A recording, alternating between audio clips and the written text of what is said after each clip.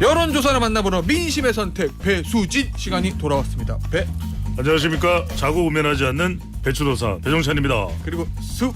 충돌 정책평론가 수면킴입니다. 자 오늘 저 할 게 많아요. 지지율도 봐야 되는데 어제 이제 검찰 인사 얘기도 좀 해야 되고 뭐 할 게 많습니다. 빨리빨리 가볼게요. 자 대통령 지지율부터 한국갤럽에서 예. 지난주하고 똑같아요? 그렇습니다. 차이 없어요? 예. 2주 전의 결과죠. 지난주에는 이제 발표가 안 됐는데 예. 이번 조사는 오늘 소개해드린 모든 조사는 중앙선거론조사 심의위원회 홈페이지에서 확인 가능합니다. 예. 한국갤럽이 자체적으로 지난 7일부터 9일까지 무선 가상번호 전화면접 조사인데요.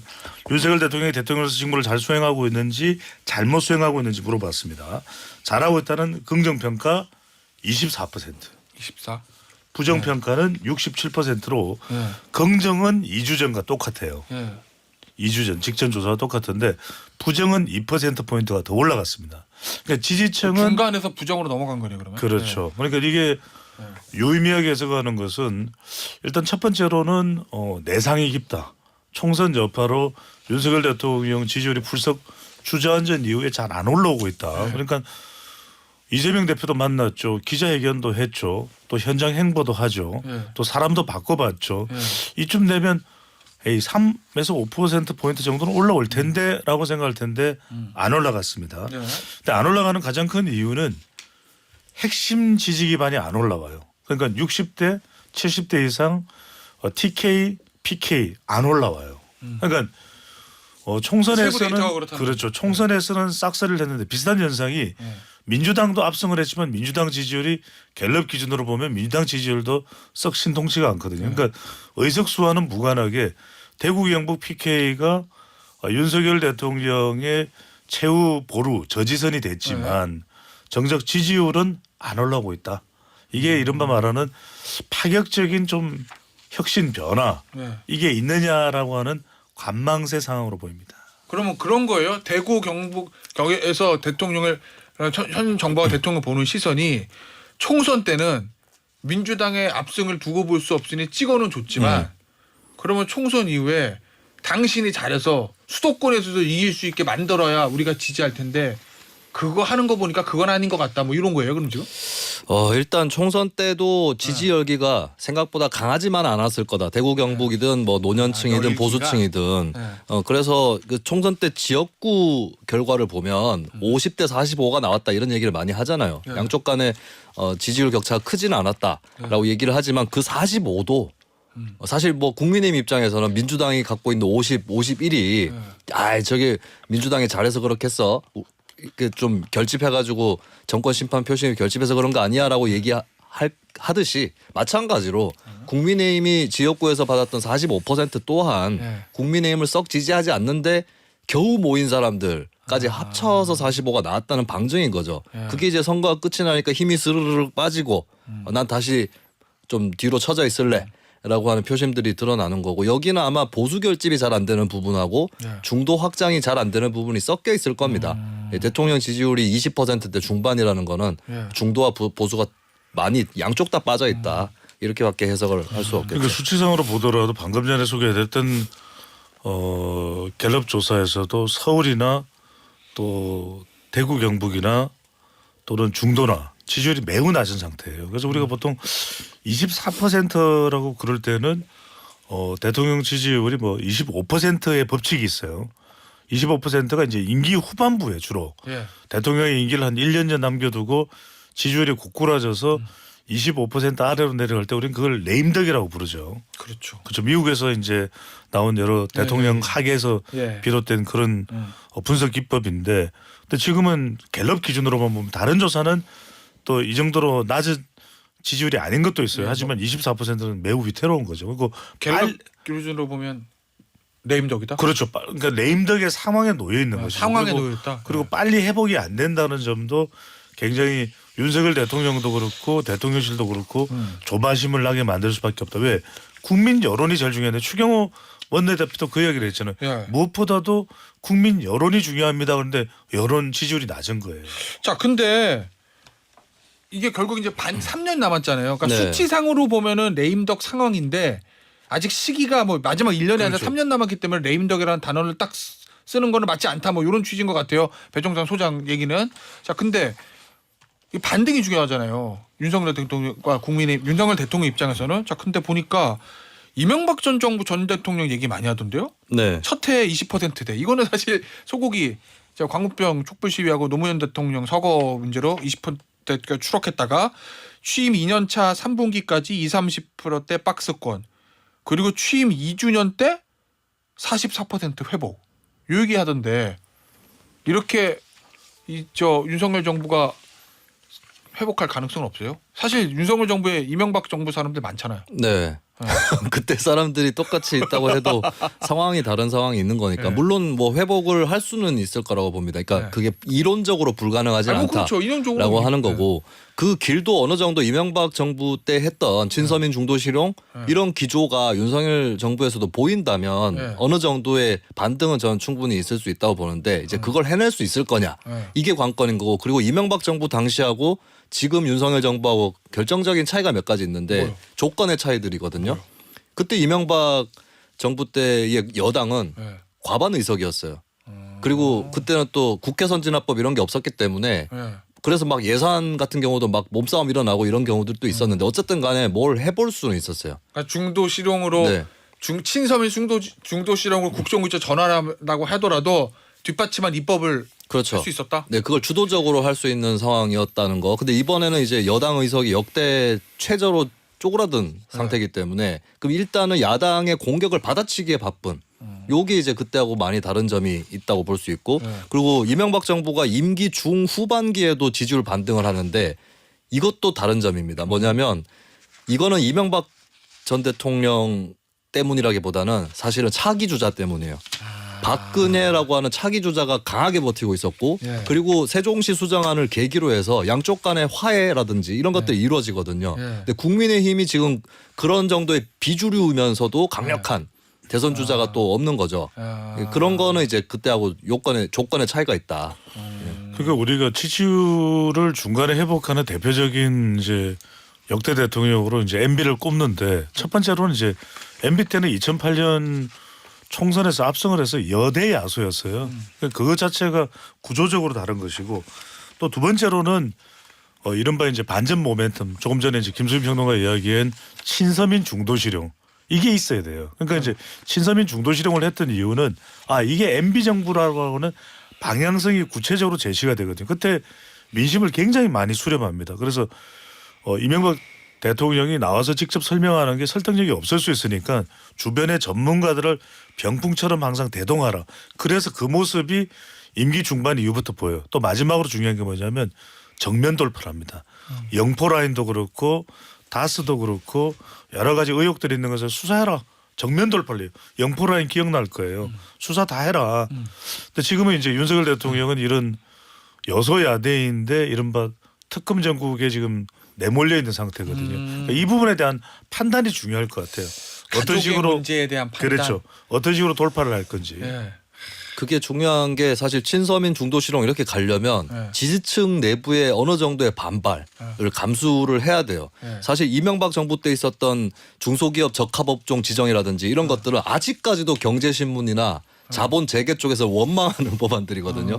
그러니까 이런 그 재계라든지 이런 지지 기반에 대해서 어느 정도는 조금 틀 수 있어야 되는데 근데 대통령 스스로 리스크가 있는 경우는 지지 기반 상실을 굉장히 두려워합니다.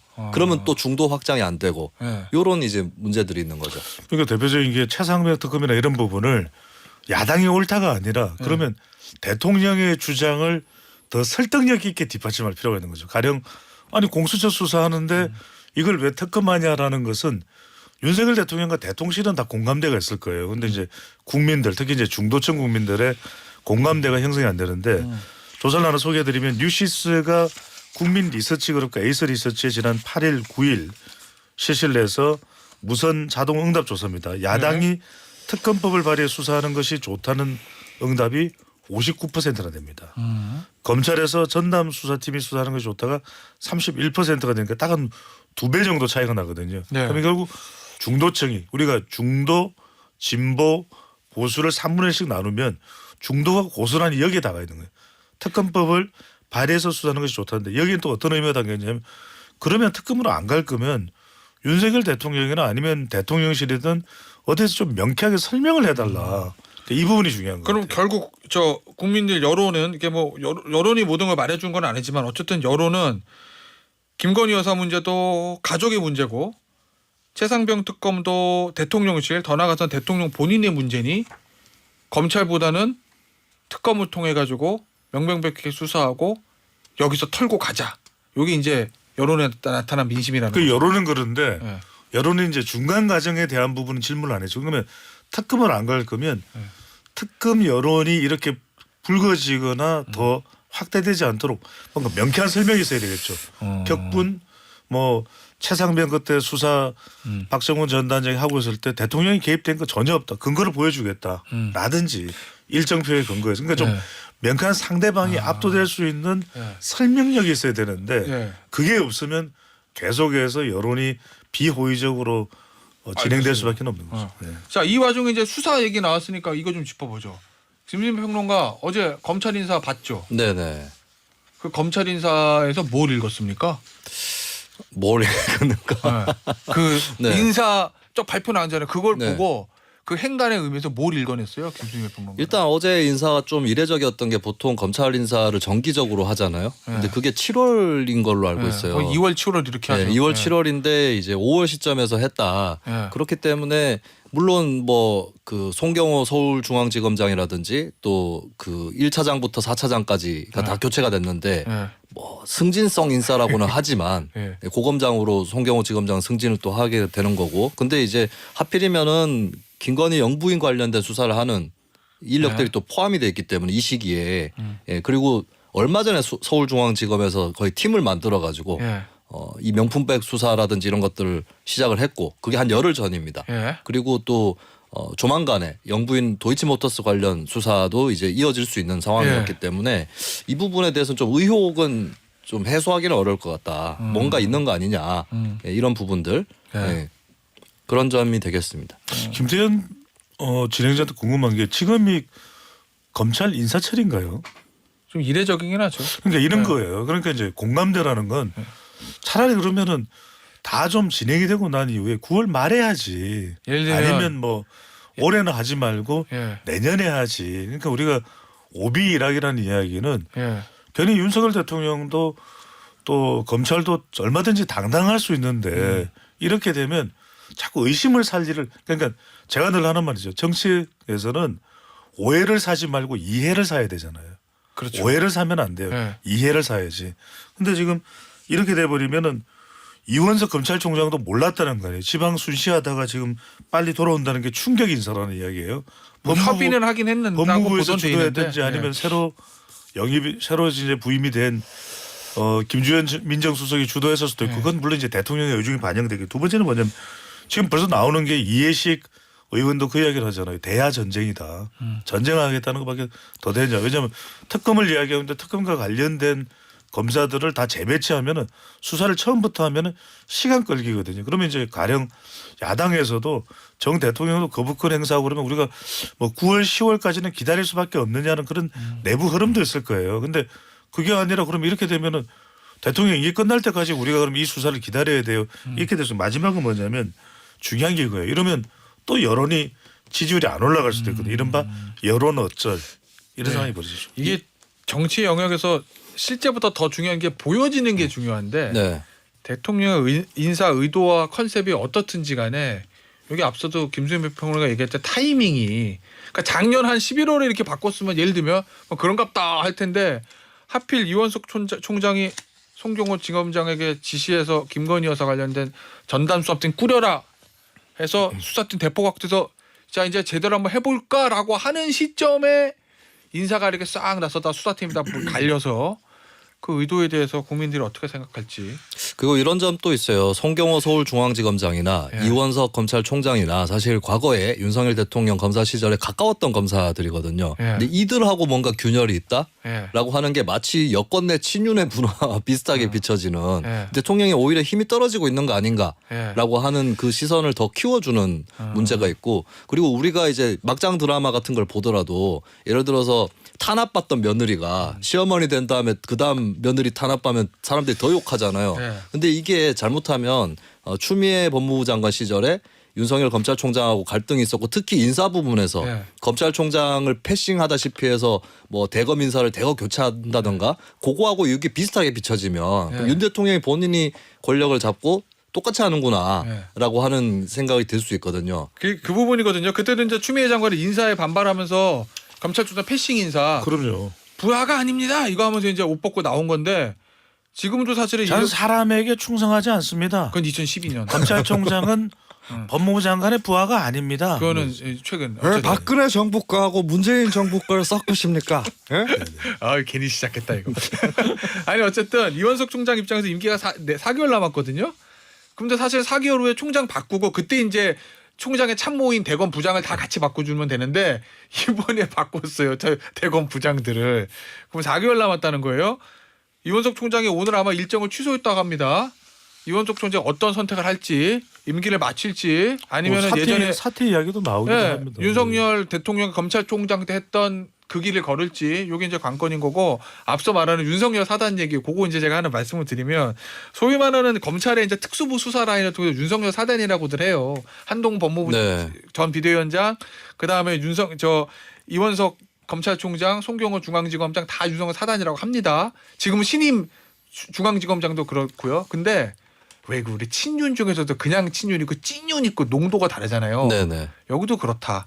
이원석 총장하고 송경호 중앙지검장은 윤석열 사단 내에서도 대표적으로 한동훈 전 비대위원장하고 가까운 사람이에요. 예. 아 친윤이면서 친한이다. 아니, 거기까지만 굳이 해석 안 이거는 하셔도 지금. 하고 그렇다 이거예요. 그 얘기는 네. 이제 여기- 오늘 일간 예. 조간에도 나오더라고요. 아, 그래요? 네, 네. 그런 네. 얘기는. 예, 그거 아는 사람 다 알죠. 예. 근데 어쨌든 또 윤 대통령하고 송경호 지검장 상당히 또 가까운 사이긴 맞았어요. 예전에 같이 수사팀 했었어요. 예전에 서울중앙지검장 네. 할 때 윤 대통령이 지검장 할 때의 3차장이 송경호 지검장이었거든요. 네. 그때 윤 대통령이 주변에 아, 송경호 검사를 데려오려고 애를 많이 썼습니다.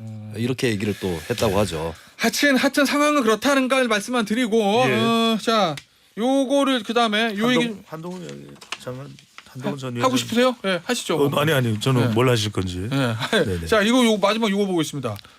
자, 전 이거 나왔네. 어제 요 얘기를 오늘 안 했구나. 어저께 서울 모처에서 한동훈 전 비대위원장하고 예. 원희룡 전 국토부 장관이 만찬. 만났다. 이게 뭐 양쪽에서 풀한 건 아니고 뭐 거기 어디 누가 식당 들어가는 걸 누가 보고서는 뭐 이거 게시판이로나 갤러리라고 그러나. 네네. 예. 어디 커뮤니티에 올렸다고. 순포가 됐겠죠. 순간 포착. 순간 순포가 됐겠죠. 네. 예. 그걸 순포라고 합니다. 그래서 이제 네. 알려졌다 그러는데 이거 왜 만난 거로 뭐? 제가 좀 짧게 말씀드리면 두 인물 다 좀 위기 인식이 있는 것 같아요. 어떤 위기의식? 그러니까 이제 한동훈 전 위원장도 네. 당이 이렇게 가서는 안 된다. 또 원희룡 전 장관도 상당히 위기 인식을 하고 있을 거예요. 본인 스스로가. 예.